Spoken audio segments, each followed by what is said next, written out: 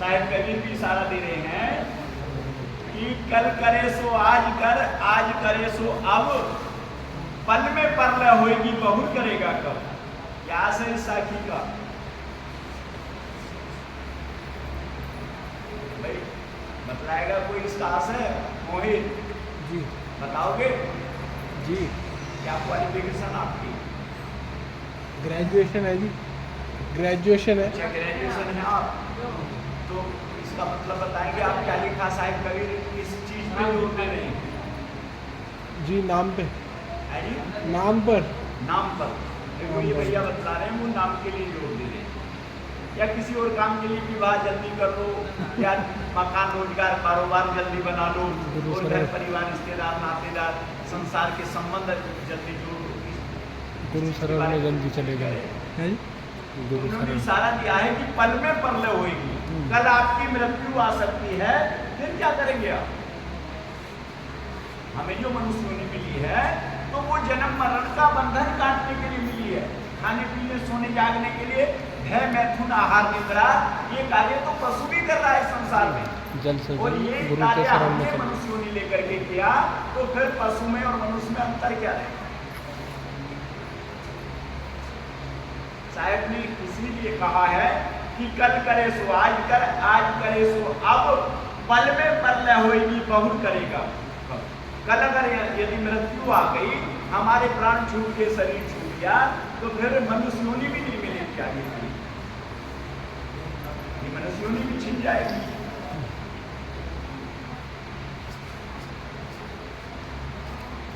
अगर आगे के लिए मान लिया जाए हमें मनुष्य योनि मिलने वाली है या नहीं मिलने वाली है, अभी इस समय कैसे पता चलेगा? मरने के बाद पता चलेगा या अभी पता चलेगा? नहीं भैया, ये जीते जी पता चलेगा। हमें जीते जी इसी आयु में ये पता चल, दोपहर के 12 बजे के बाद ये नहीं पता चल जाता शाम तक मौसम कैसा रहेगा। भोजन यदि बंद हो खुशबू से ही पता चल जाता है। तो इसका जो है मनुष्य योनि का, ये हमारी श्वासें बतला देती हैं। जो पार्थिव शरीर पड़ा है, हम जाते समाज में किसी की मृत्यु हो जाती, तो यानी लोग उस मृत्यु भरे शरीर को देख करके बता देते हैं ये किस योनि को चला गया। कैसे पता चल गया?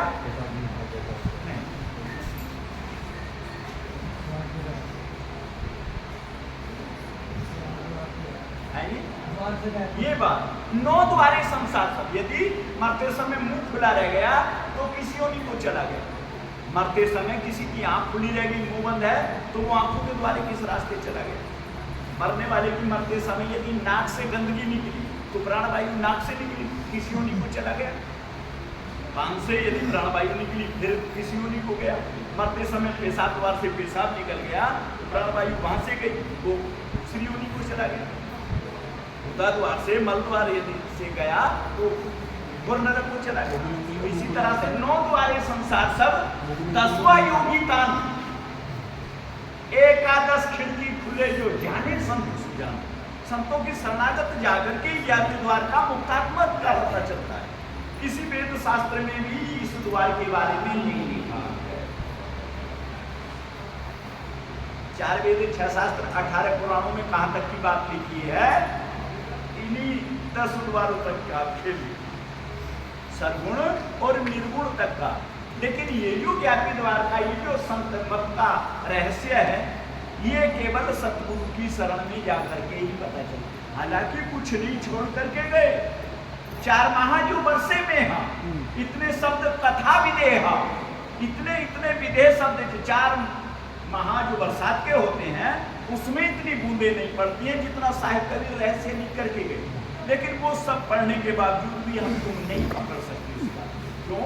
इसे पूर्ण गुरु ही करना सकते। 1 किलो सोने को पीस लो, 1 किलो लोहे को पीस लो और उन्हें आपस में मिला दो। अलग करना चाहो दुर्लभ है, नहीं कर सकते। लेकिन यदि चुंबक लगा दी, लोहा चुंबक खींच लेगी, सोने का पूरा का बचा देगा। ठीक इसी प्रकार वो तत्व गुरु के पास है जो आपके तत्व को भी चेतन कर देगा। तो ये तो हम खूब जान गए कि बिना गुरु के मुक्ति नहीं है, लेकिन ये नहीं पहचान पाए कैसे गुरु के बिना मुक्ति है। ये सबसे बड़ा कठिन प्रश्न है कि कैसे गुरु के बिना मुक्ति है। गुरु कैसा हो?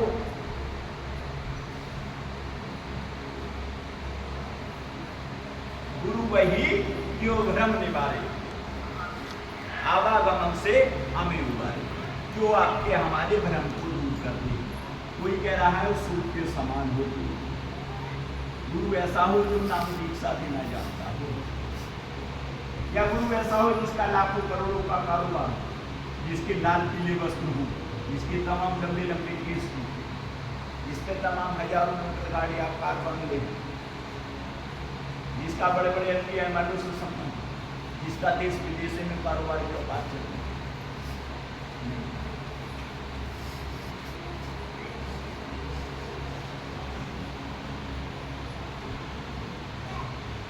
कैसा हो गुरु? सोनू।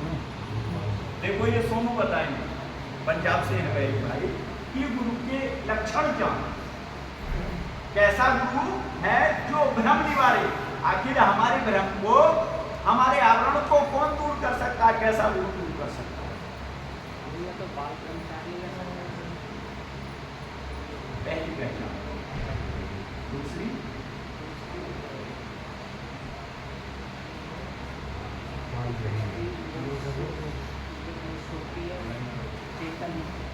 ये देखो मास्टर जी ने बताया, हाँ क्या बात है, सालगिराही किसे कहते हैं? सालगिराही,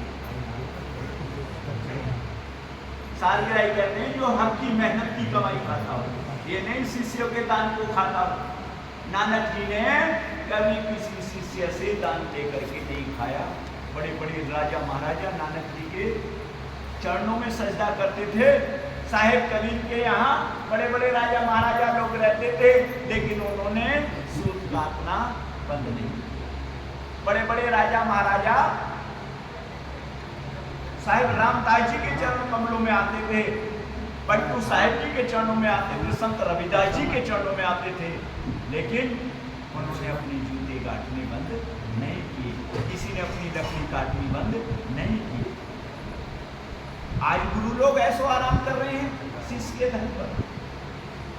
सालगिराही जो हक की कमाई खाता, और तीसरा है अजाचक, जो कभी भी नहीं मांगता। आजकल गुरुवाई भी कर रहे हैं और भीख भी मांग रहे हैं, फिर काय की गुरुवाई देंगे?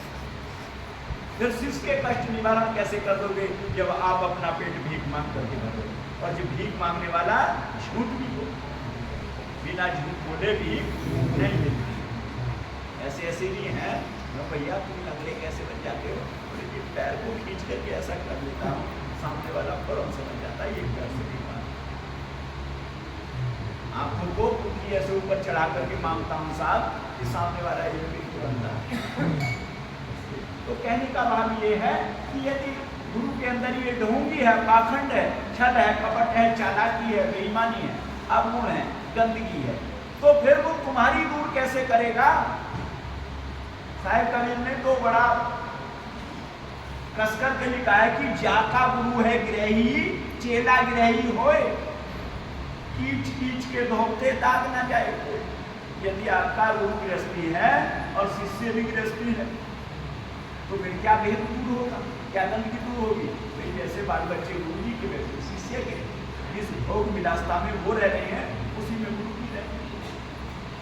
तो भैया वैसे ही नहीं लिखा, संतों ने खूब सोच समझ करके लिखा है कि पानी पियो छान के, दूध पियो जान के, और 7 दीप 9 खंड में सतगुरु फेंकी दो। कोई ये नहीं कहना कि भाई मुझे रास्ता नहीं मिला, मुझे गुरु नहीं मिला सामर्थवान, या मुझे ज्ञान नहीं मिला। संसार में दोनों चीज हैं, अच्छाई भी है, बुराई भी है। आपने श्रेष्ठ गुरु को नहीं पकड़ा तो दोष आपका है, गुरु परमात्मा का कोई दोष नहीं। अब बात आई कि सतगुरु की शरणागत चले गए, और जाने के बाद कहीं तो ये कहा जा रहा है कि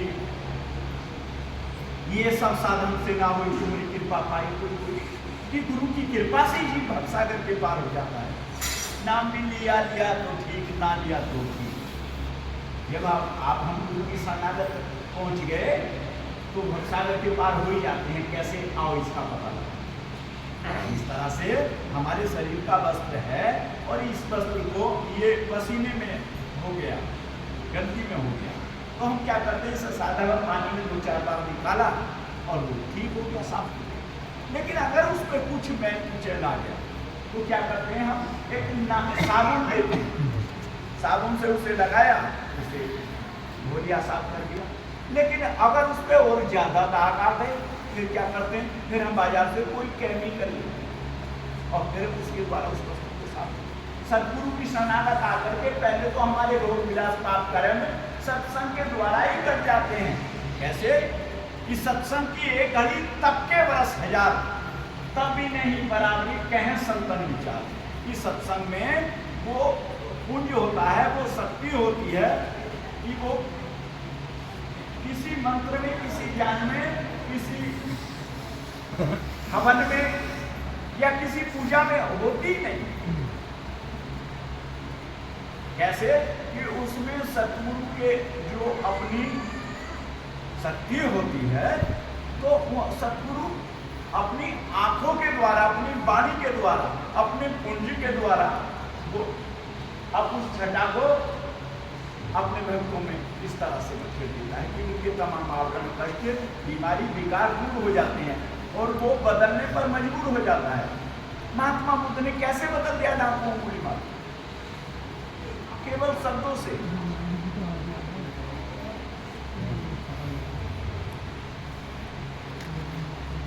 कैसे हृदय परिवर्तन कर दिया महात्मा बुद्ध ने, केवल शब्दों से। कैसे? शब्द के द्वारा। शब्दों मारे मर गए और शब्दों छूटे राज, जो शब्द के लिए किया शरीर लिए बात। सतगुरु ने हमारी तुम्हारी ओर अपना हाथ बढ़ा दिया, काय के लिए? सुधारने के लिए, पार उतारने के लिए। सतगुरु ने तो हमारी सतगुरु ने तो हमारी तुम्हारी हाथ और हाथ बढ़ा दिया, काय के लिए? सुधार के लिए, पार उतारने के लिए। जब हमारा उतरने का नंबर आया, हमने हाथ सतगुरु की ओर से खींच के संसार के बस यही खेलने लगा। मैं चित्त साहिब ने लेख लिखा है कि मैं चित्तवत हूं तोहे को, तू चित्तवत है ओहे, कह करीब कैसे निभे ओहे मोहे ओ तोहे।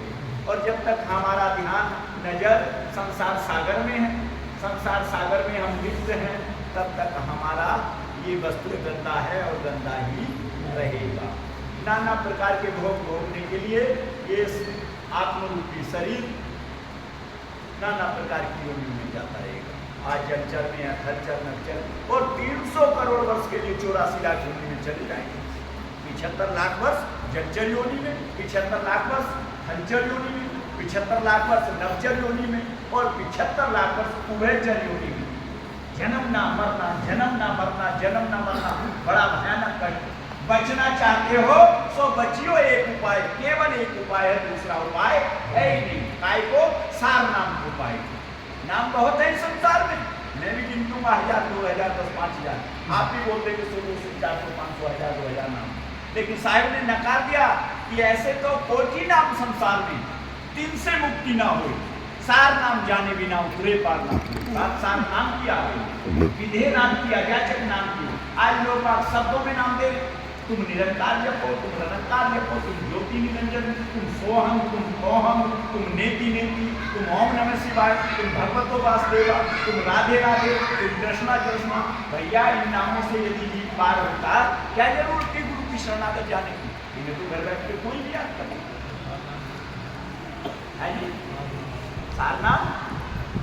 सार नाम सो लिखा ना जाए, पढ़ा ना जाए, बिन पूर्ण सतगुरु कोई नहीं लखाई। वामन अक्षरों से पर है, क्षर अक्षर निरक्षर पारा। क्षर कहते हैं माया के लिए, अक्षर कहते हैं ब्रह्म के लिए, और निरक्षर कहते हैं निराकार के लिए। इन तीनों से पर है सब। क्षर अक्षर निरक्षर पारा, विनती करें, विनती क्या है? तुम्हारा ये है समझ। नहीं कह रहा है कि देवी देवताओं की भक्ति, सर्वगुण जो भक्ति है वो गलत है ना, सही है, लेकिन उसकी एक मर्यादा है। क्या? कर्म छीने मृत्यु लोग है। आपने विष्णु जी की भक्ति करी, आप 1000-4000 साल के लिए शरीर छोड़ करके विष्णु लोक के लिए चले जाएंगे, लेकिन कर्म क्षीण होने के बाद विकृत लोक में उल्टा करना पड़ेगा। आप ब्रह्मा जी की भक्ति कर लो, 1500 वर्ष के लिए आप ब्रह्मलोक चले जाएंगे, लेकिन ये भी 3 लोकों का विषय है। आत्मा मनरूपी वहां भी जाएगी और वहां से भोग भोग करके फिर यहाँ आ जाएगी। आप शिवलोक के लिए चले जाएंगे, आप वहां रह करके फिर वापस आ जाएंगे। लेकिन जो चौथा लोक है, सतलोक है, वहां का जाए भोर नहीं आए ऐसा बेगम देश हमारा है। वहां वे सुख दुख से न्यारा है। ये संतमत है ही सतलोक की, ये चौथी भक्ति है। इसे साहिब कबीर पृथ्वी पर नाम रूप की दीक्षा से लेकर के आए। नहीं, विधायकों तो ये बिंदु है, ये शून्य है, शून्य से परे, उसके बाहर।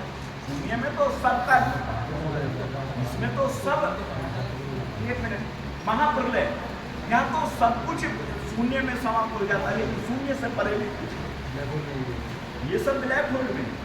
जैसे पृथ्वी का जन्म जल से, जल का जन्म वायु से, वायु का जन्म अग्नि से, अग्नि का जन्म ये सारे तत्व आकाश में, और आकाश शून्य में, शून्य ब्लैक होल, वहां शून्य सब जाति ना थे पिंड ना प्राणा, नहीं पानी पवन जमी आसमाना, कच्छ मच कुरम नहीं काया, चंद्र सूरज ने को बनाया, शेष महेश मणेश ना ब्रह्मा, नारद सारद ना विश्वकर्मा, सिद्ध 84 ना 33 ना अवतार नहीं, कुछ नहीं था, केवल वो ही एक सतलोक सतलोक है और रह गया।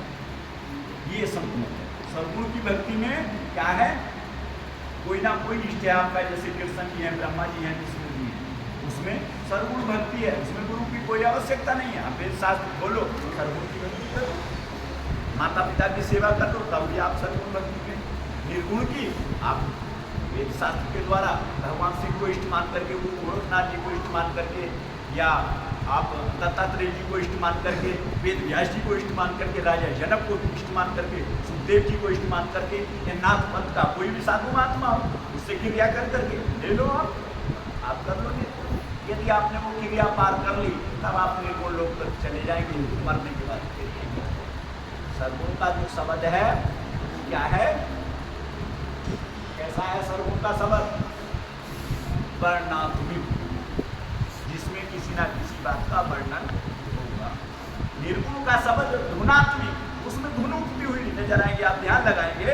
आपने गुदा द्वार से श्वास खींचा, यहाँ तक लाए चक्रिया करके, पहली बात तो होनी बहुत मुश्किल है, गृहस्थी कर नहीं सकता, कहीं ना कहीं दिमाग बस्ट हो जाएगा, आप पागल हो जाएंगे, हार्ट लीक हो जाएगा अपना, क्योंकि शरीर में इतना ब्रह्मचर्य नहीं रहता, इतनी ओझ नहीं रहती, तो इसे ब्रह्मचारी लोग करते हैं। खैर ये अलग विषय है। और संत मत में जो है ये है सहज योग, सूरत योग। यहाँ सब कुछ कि मैं कुछ नहीं हूँ, जो कुछ हो आप हो, यहाँ गुरु की गारंटी होती, गुरु की जिम्मेदारी होती, बात करती।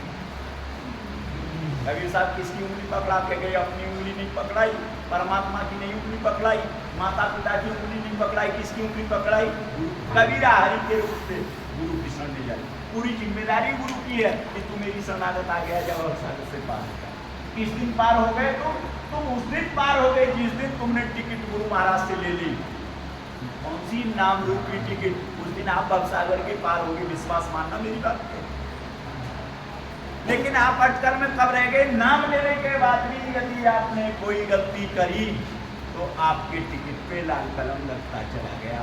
कौन सी गलती, सबसे पहली सदा सच बोलना, दूसरी मांस नहीं खाना, तीसरी शराब नहीं पीना, चौथी चोरी नहीं करना, पांचवी जुआ नहीं खेलना, छठी चरित्रवान होना, और सातवीं हक की कमाई खाना।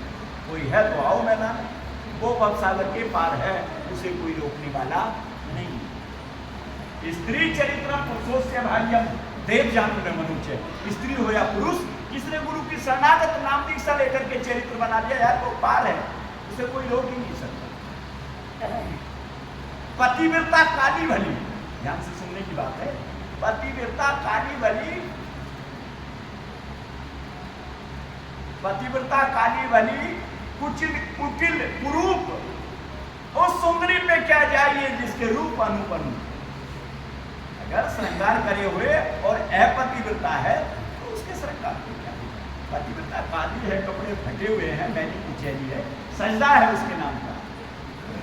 तो भक्त यदि सातवीं अमु की मर्यादा पे कर रहा है, उसके लाल पीले वस्त्र नहीं है, उसके बेग रुका हुआ नहीं है, उसने नाम भी नहीं ले रखा, तब भी वह सागर की पार है, उसे कोई रोकने वाला नहीं। क्यों? क्योंकि जल कभी मिट्टी में लय नहीं हो सकता। जल जल में लय, मिट्टी मिट्टी में लय होगी, वायु वायु में लय होगी, अग्नि अग्नि में लय होगी और आकाश आकाश में। ये खैर पांचों तत्वों का विषय है। तो लेकिन हम भटक कहाँ गए? मुक्ति कैसे रह गई हमारी? मुक्ति ऐसे रह गई कि बंधन में हम लिप्त रहे, बंधन में हम रहे खोए, रोवत रोवत जन्म लिया और रोवत रोवत मर सोए। कहें कभी सुनो भाई साधु, फिर मुक्ति कैसे हो? भाई रोते रोते हमने जन्म लिया और जवानी बुढ़ापे में भी रोए और रोवत रोवत मर चले, फिर मुक्ति कैसे हुई? क्या कारण हुआ? एक वाणी ने बताया है कि दुनिया के झमेलों में, दुनिया के झमेलों में और फंस कर हम असली ठिकाना भूल गए।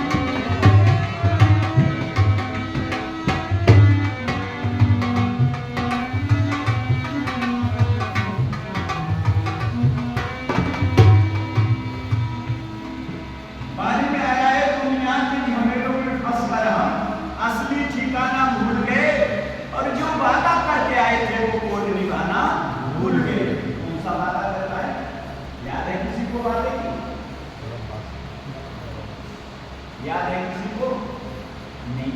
नहीं होती। लेकिन हमारे संत समाज बता रहे हैं, हमारे वेद शास्त्र बता रहे हैं भैया कि माँ के पेट में जब तू गर्भ रहा था ना राम है राम कर देता मेरा मेरा ये मालिक इस माँ के गोद नरक से पूरी बात निकाल पृथ्वी पर जा करके खाने को अन्न मिले ना मिले, बीवी को जल मिले ना मिले, 2 गज जमीन मिले ना मिले, तेरी इबादत करूँगा तेरा भजन करूँगा। और यहाँ करके 4 दिन के काल में चट्टू दिया फैला, इतना बड़ा पसारा कर दिया। हर आदमी जानता है कि हमारे साथ कुछ भी नहीं जाना है, लेकिन फिर भी गठरी बांध बैठा है हर नारी, जो साथ जाना है भी कम है। लोग जानते हैं साथ में जाने वाला नहीं, यदि एक चुटकी मिट्टी भी जाती तो अब लोग इस संसार में इतनी मौत हो गई कि सारी पृथ्वी उठ करके चली जाती, लेकिन कुछ गया है ना जाएगा, और जो जाएगा उसे हम छू ही नहीं रहे, उस सब्जेक्ट को नहीं छू रहे, बाकी सब कुछ छू रहे, नहीं छू रहे, शरीर को छू रहे, संसार को छू रहे, दूसरे को छू रहे, देख रहे, दूसरे खा रहे, पी रहे, मस्त है। दिवस कमाया खाएंगे, रैन कमाई सोए, हीरे जैसे जन्म को घोड़ी बदले सोए। परमात्मा ने ये जो सुंदर शरीर दिया है, इसे घोड़ियों की बदले हो रहे हैं। कैसे? ये जंगल में आदिवासी लोग रहते थे, वहां चंदन का के वृक्ष थे, और वो क्या करते थे, चंदन को कुल्हाड़ी से काटते थे, जलाते थे, कोयले बना करके बेचते थे। ये बहुत चंदन का बाग बगीचा उन्होंने काट दिया। एक दिन कोई वहां संत निकले, जाकर के कहने लगे भैया क्या कर रहे हो? बोले कुछ नहीं, चंदन को काटते जलाते बजाते। बोले इस चंदन की थोड़ी सी लकड़ी को एक बार आप हरिद्वार ऋषिकेश गया जी बद्रीनाथ क्या संतों के समागम है, वहां लेकर के तो जाओ, बड़ा धन मिलेगा। एक बार के लकड़ी से इतना धन मिलेगा, आपकी पीढ़ी दर पीढ़ी खाती रहेगी। बोले बाप क्यों झूठ बोल रहे हो? कुछ लोगों ने हंसी मजाक नहीं किया, किसी एक ने ऐसा कर लिया। वो जब वहां से गड्ढे मांग करके लाया तो बड़ा पछताया है। क्यों?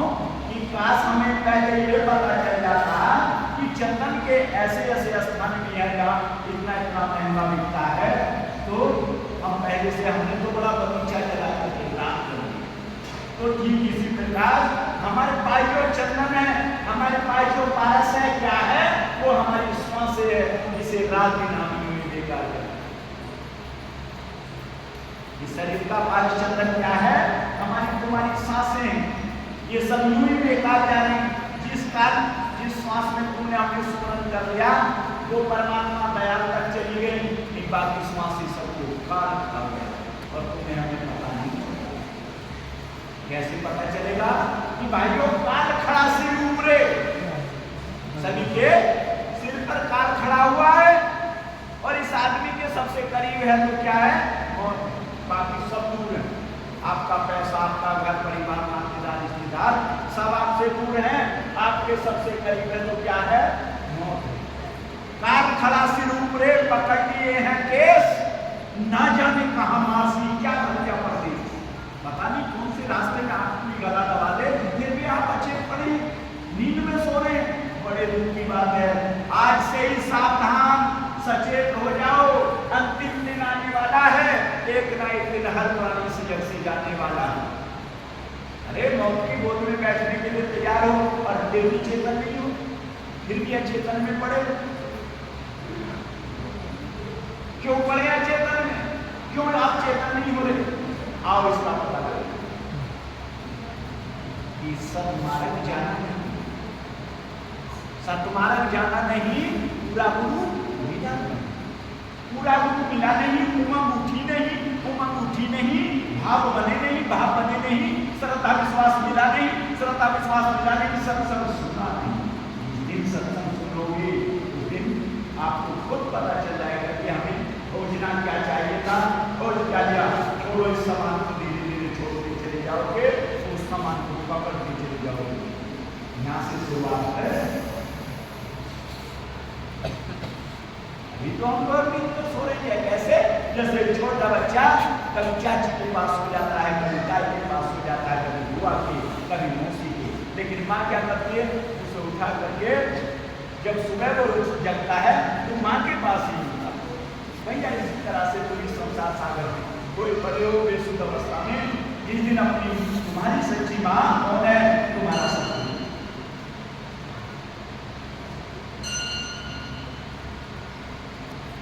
अब हम सब